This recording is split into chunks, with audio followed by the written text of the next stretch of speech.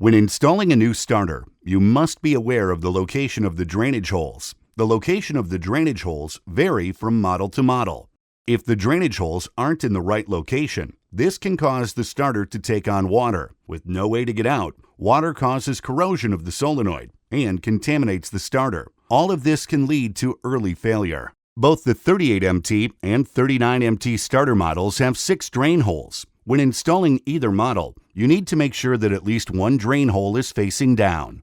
Typically, this will mean that the solenoid is on top of the starter. However, there are some starter models that have the 6 drain holes located on the same side as the solenoid. In these instances, the solenoid will be mounted in the down position.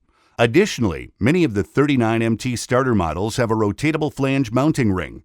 When rotating the flange, keep in mind the location of the drain holes when you are ready to install the starter.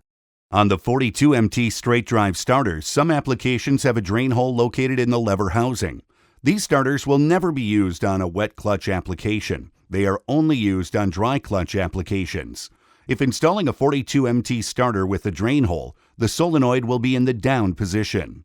For further diagnostics, troubleshooting, or other questions, contact technical support. You can also visit us online.